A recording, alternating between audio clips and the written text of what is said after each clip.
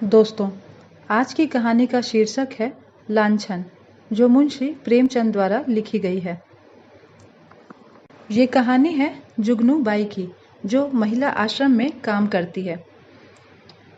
वह बेपढ़ी लिखी गरीब बूढ़ी औरत थी। देखने में बड़ी सरल, बड़ी हंसमुख, लेकिन जैसे किसी चतुर प्रूफ रीडर की निगाह गलतियों पर ही जा पड़ती है, उसी तरह उसकी आंखें भी बुराइयों तक पहुंच ही जाती थीं। शहर में ऐसी कोई महिला न थी जिसके विषय में दो चार लुका छुपी की बातें उसे मालूम न हो।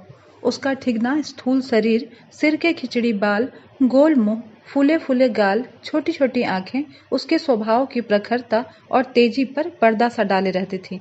लेकिन जब वह किसी की कुत्सा करने लगती तो उसकी आकृति कठोर हो जाती, आंखें फैल जाती और कंठ स्वर कर्कश हो जाता।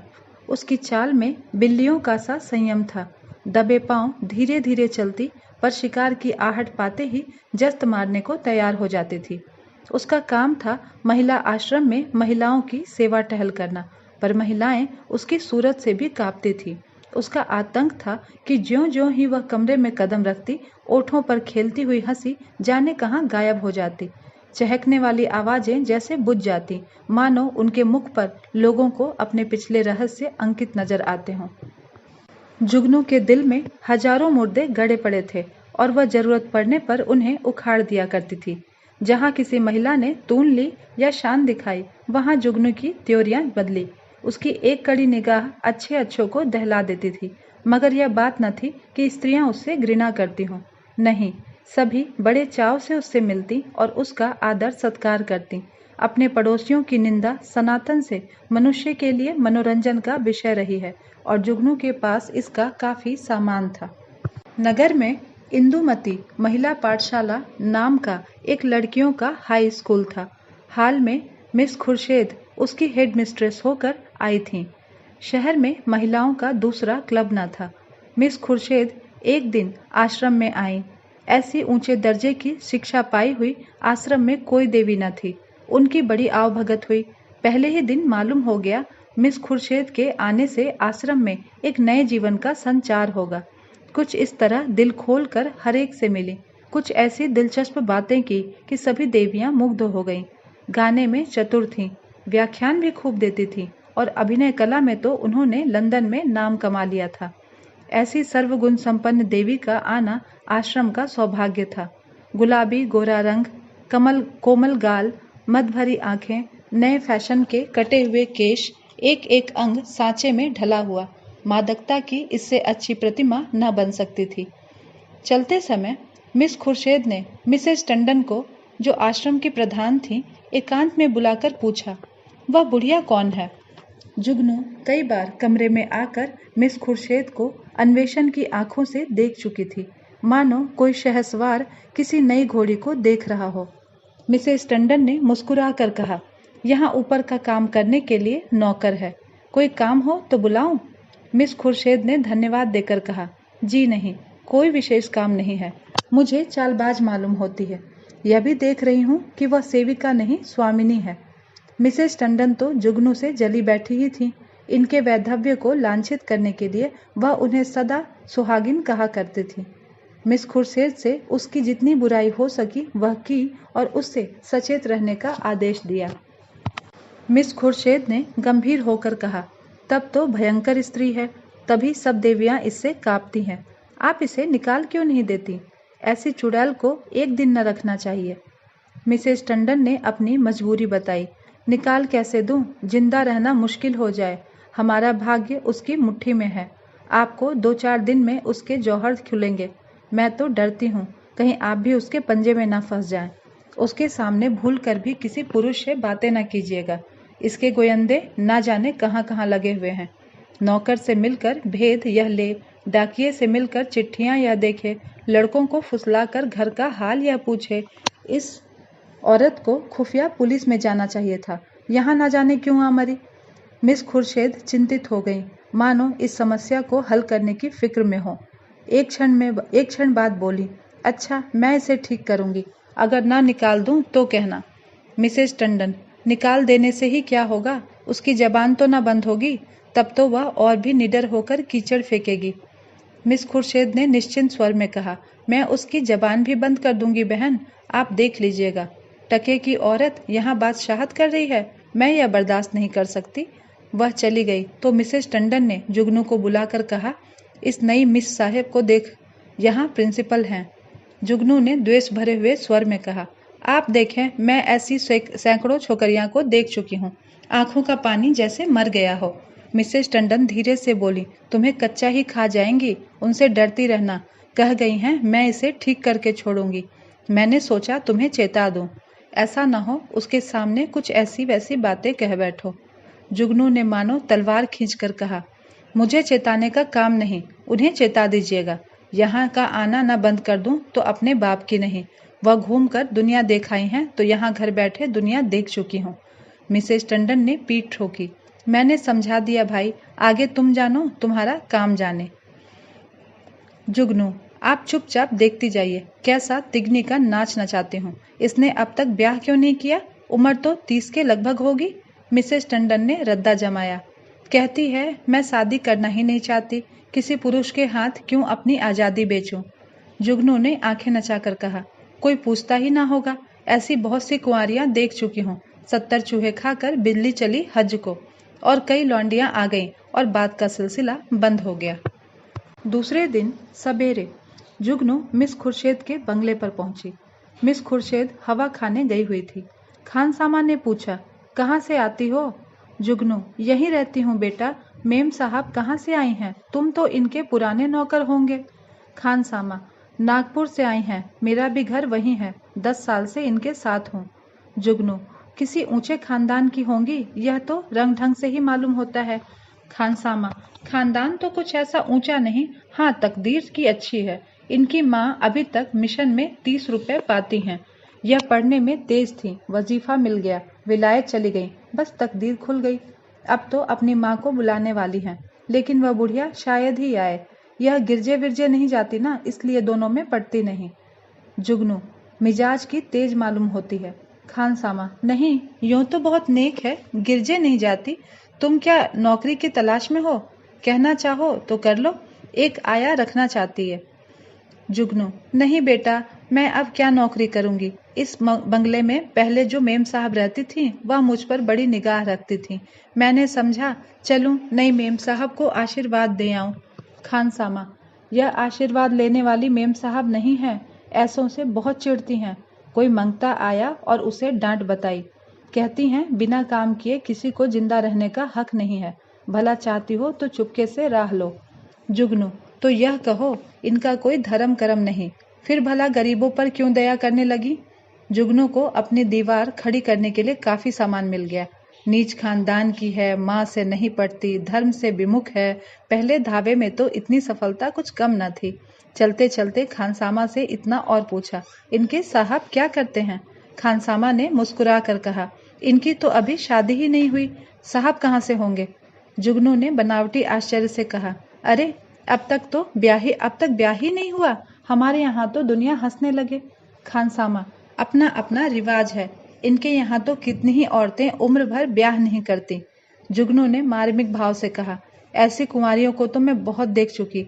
हमारी बिरादरी में कोई इस तने रहे तो थोड़ी थुकी थुकी हो जाए। मुद्दा इनके यहाँ जो जी आवे करो, कोई नहीं पूछता।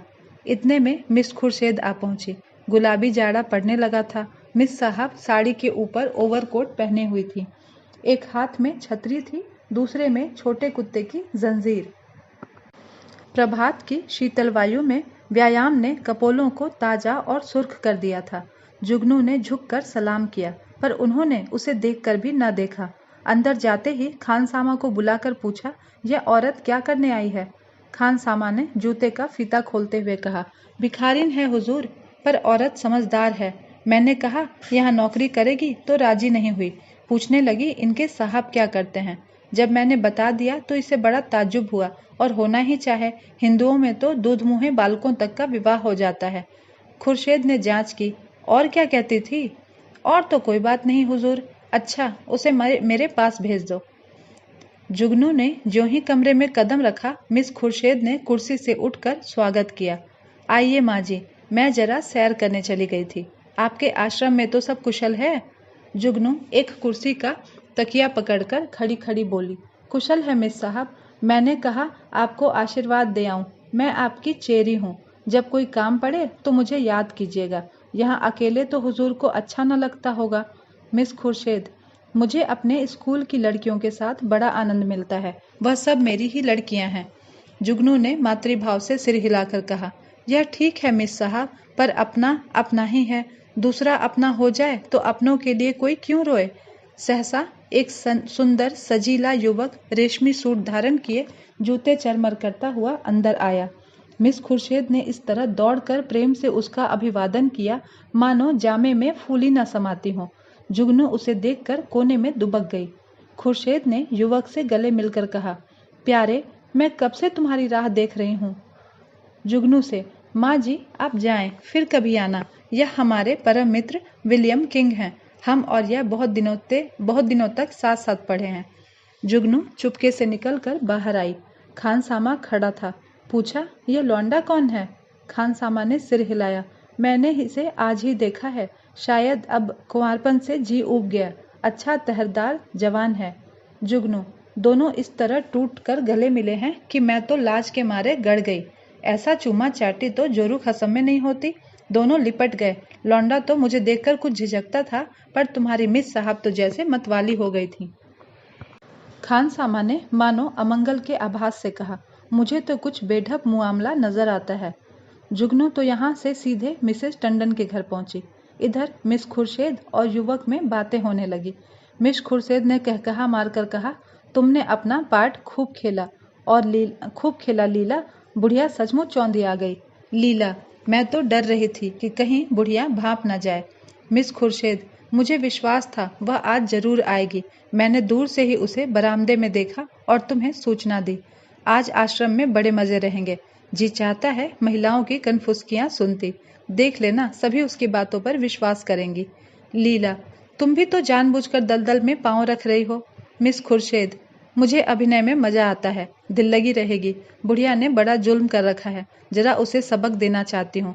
कल तुम इसी वक्त इसी ठाट से फिर आ जाना। बुढ़िया कल फिर आएगी। उसके पेट में पानी हजम ना होगा। नहीं, ऐसा क्यों। जिस वक्त वह आएगी मैं तुम्हें खबर दूंगी। बस तुम छैला बनी हुई पहुंच जाना। आश्रम में उस दिन जुगनू को दम मारने की फुर्सत न मिली। उसने सारा वृत्तांत मिसेस टंडन से कहा। मिसेस टंडन दौड़ी हुई आश्रम पहुंची और अन्य महिलाओं को खबर सुनाई।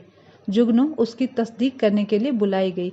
जो महिला आती वह जुगनू के मुंह से यह कथा सुनती। हर एक रिहर्सल में कुछ कुछ रंग और चढ़ जाता। यहाँ तक कि दोपहर होते होते सारे शहर के सभ्य समाज में वह खबर गूंज उठी। एक देवी ने पूछा, यह युवक है कौन। मिसेस टंडन, सुना तो उनके साथ का पढ़ा हुआ है। दोनों में पहले से कुछ बातचीत रही होगी। वही तो मैं कहती थी, इतनी उम्र हो गई, यह कुंवारी कैसे बैठी है। अब कलई खुली। जुगनू, और कुछ हो या ना हो, जवान तो बांका है। टंडन, यह हमारी विद्वान बहनों का हाल है।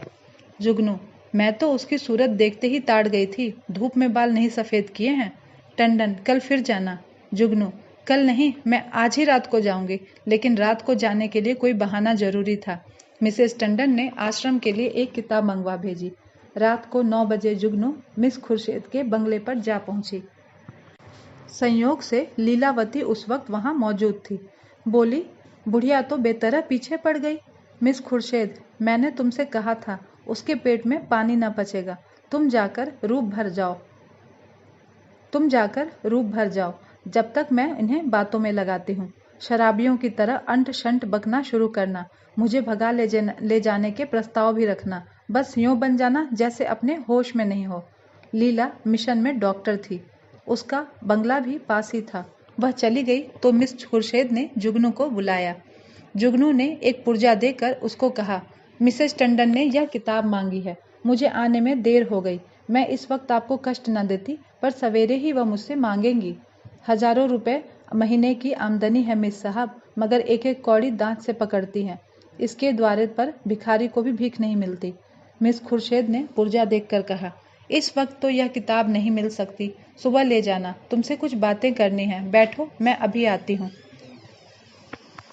वह पर्दा उठाकर पीछे के कमरे में चली गई और वहां से कोई 15 मिनट में एक सुंदर रेशमी साड़ी पहने, इत्र में बसी हुई, मुंह पर पाउडर लगाए हुए निकली।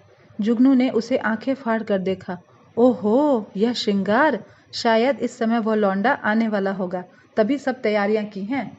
नहीं, सोने के समय कुंवारियों को बनाव श्रृंगार की क्या जरूरत। जुगनू की नीति में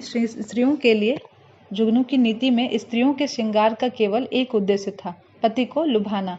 इसलिए सुहागिनों के सिवा श्रृंगार और सभी के लिए वर्जित था। अभी खुर्शीद कुर्सी पर बैठने भी न पाई थी कि जूतों का चरमर सुनाई दिया और एक क्षण में विलियम किंग ने कमरे में कदम रखा। उनकी आंखें चढ़ी हुई मालूम होती थीं और कपड़ों से शराब की गंध आ रही थी। उसने बेधड़क मिस खुर्शीद को छाती से लगा लिया और बार बार उसके कपोलों के चुंबन लेने लगा। मिस खुर्शीद ने अपने को उसके कर पास से छुड़ाने की चेष्टा की और कहा, चलो हटो, शराब पीकर आए हो। किंग ने उसे और चिमटा कर कहा, आज मैं तुम्हें भी पिलाऊंगा प्रिय, तुमको पीना होगा, फिर हम दोनों लिपट कर सोएंगे। नशे में प्रेम कितना सजीव हो जाता है, इसकी परीक्षा कर लो। मिस खुर्शीद ने इस तरह जुगनू की उपस्थिति का उसे संकेत किया कि जुगनू पर नजर पड़ जाए, पर किंग नशे में मस्त था, जुगनू की तरफ देखा ही नहीं। मिस खुर्शीद ने रोष के साथ अपने को अलग करके कहा, तुम इस वक्त आपे में नहीं हो, इतने उतावले क्यों हुए जाते हो? क्या मैं कहीं भागी जा रही हूँ? किंग, इतने दिनों से चोरों की तरह आया हूँ, आज से मैं खुले खजाने लेकर जाऊंगा। खुर्शीद, तुम तो पागल हो रहे हो, देखते नहीं हो कमरे में कौन बैठा हुआ है? किंग ने हक बकाकर जुगनू की तरफ देखा और झिझक कर बोला, यह बुढ़िया यहाँ कब आई? तू यहाँ क्यों आई है बुढ़ी? शैतान की बच्ची यहाँ भेद लेने आती है, हमको बदनाम करना चाहती है। मैं तेरा गला घोंट दूंगा। ठहर, भागती कहाँ है? मैं तुझे जिंदा ना छोड़ूंगा। जुगनू बिल्ली की तरह कमरे से निकली और सिर पर पांव रखकर भागी। उधर कमरे से कह कह के उठ उठ कर छत को हिलाने लगे। जुगनू उसी वक्त मिसेज टंडन के घर पहुंची। उसके पेट में बुलबुले उठ रहे थे, पर मिसेज टंडन सो गई थी। वहां से निराश होकर उसने कई दूसरों की कुंडी खटखटाई, पर कोई द्वार खुला ना मिला और दुखिया को सारी रात इसी तरह काटनी पड़ी, मानो कोई रोता हुआ बच्चा गोद में हो। प्रातःकाल वह आश्रम में जा कूदी। कोई आधे घंटे में मिसेस टंडन भी आईं। उन्हें देखकर उसने मुंह फेर लिया। मिसेस टंडन ने पूछा, रात क्या तुम मेरे घर आई थीं? इस वक्त मुझसे महाराज ने कहा। जुगनू ने विरक्त भाव से कहा, प्यासा ही तो कुएं के पास जाता है, कुआं थोड़ी ही प्यासे के पास आता है। मुझे आग में झोंककर आप दूर हट गईं। भगवान ने मेरी रक्षा की, नहीं तो मेरी तो कल जान ही चली गई थी। मिसेस टंडन ने उत्सुकता से कहा, क्या हुआ? हुआ क्या, कुछ तो बताओ। तुमने जगाया क्यों नहीं? तुम तो जानती हो मेरी आदत है सवेरे सो जाने की। महाराज ने घर में घुसने ही ना दिया तो जगा कैसे लेती? आपको इतना तो सोचना चाहिए कि वह वहां गई है तो आती ही होगी। घड़ी भर बाद ही सोती तो क्या बिगड़ जाता, पर आपको किसी की क्या परवाह। तो क्या हुआ, मिस खुर्शीद मारने दौड़ी? वह नहीं मारने दौड़ी, उनका वह खसम है, वह मारने दौड़ा।